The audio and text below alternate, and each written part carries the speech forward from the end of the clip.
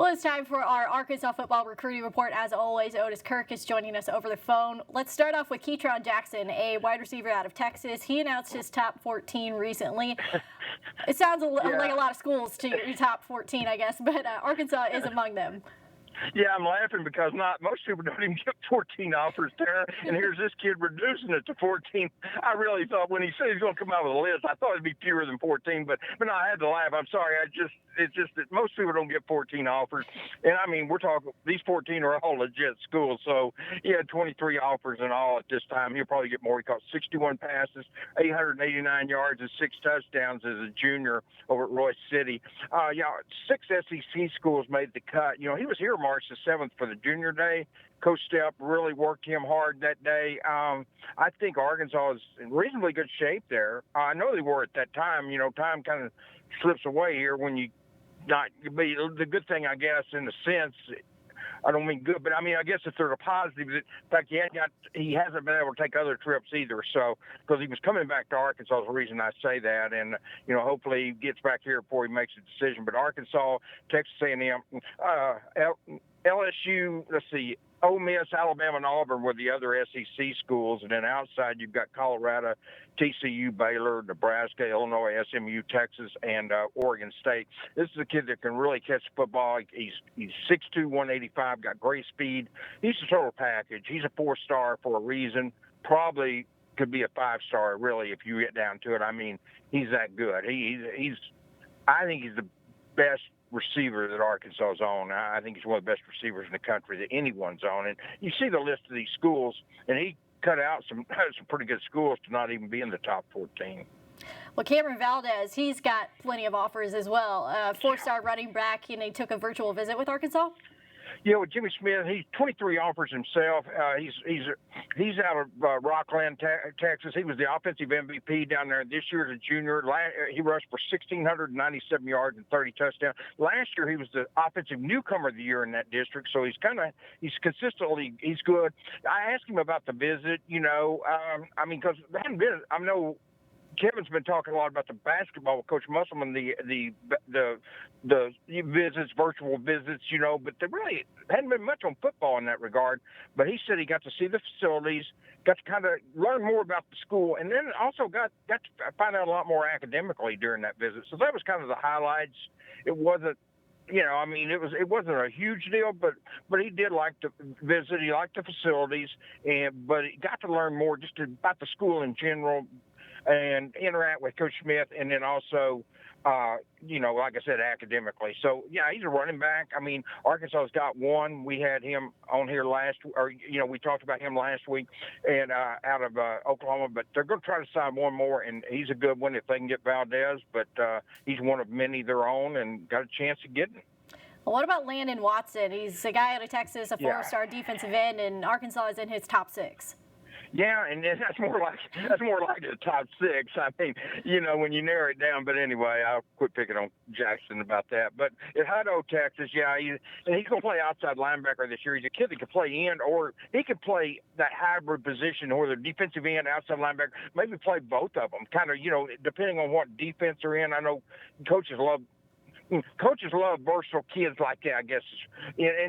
But Arkansas, Virginia Tech, TCU, Tennessee, California, and Arizona State made the cut. Right now, I think he's leaning to Virginia Tech. But, this thing's a long ways from, but he has visited there. The thing of it is, if Arkansas can get him in for a visit before he makes a decision, that's going to be key to get him on campus, because if he makes a decision before all this, we don't know when all this is going to be lifted on the recruiting restrictions, visits and stuff. No one knows.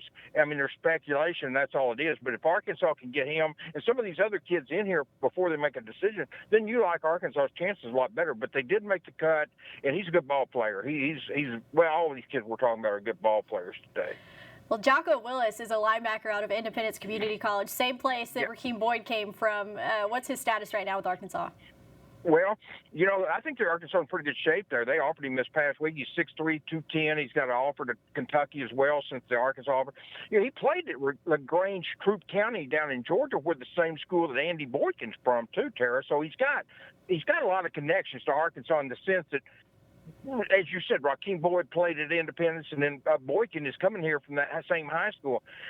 He's got good speed. He's the type of linebacker they really want. Someone that's taller, he's 6'3", and got really good speed. They feel like they can put weight on him, but he's got the speed that they're looking for at that position because they feel like they've got, and I think most people would agree with that, that's watched Arkansas, not just the last 2 years, but the last several years. They've got to get faster on defense. And skill positions, linebacker, defense is kind of a, it's almost like a skill position on offense in the sense that you need speed there because they've turned into where a lot of the linebackers are not a lot more than defensive backs in this day and age, spread offenses and stuff. And he's the type of kid that can get out there and play linebacker and cover some guys coming out of the backfield, some tight ends, stuff like that. So he's exactly what you want in a linebacker. He's an older kid. He'll graduate at midterm, Tara, and he'll have 3 years to play 3. I think I wrote 4 years to play 3 in my story. I went brain dead because I was thinking was they might not play this year at Independence. So then he wouldn't have played because he redshirted there last year. Then he would actually have 4 years to play 4, but it's not 4 years to play 3. But assuming they play this year, he's going to play, and he will have 3 to play 3 at his next school then. Well, Otis, I want to get your take on 2 guys who left the University of Arkansas and have now committed to play elsewhere. TQ Jackson is going to SMU, and Jordan Jones is going to Cincinnati.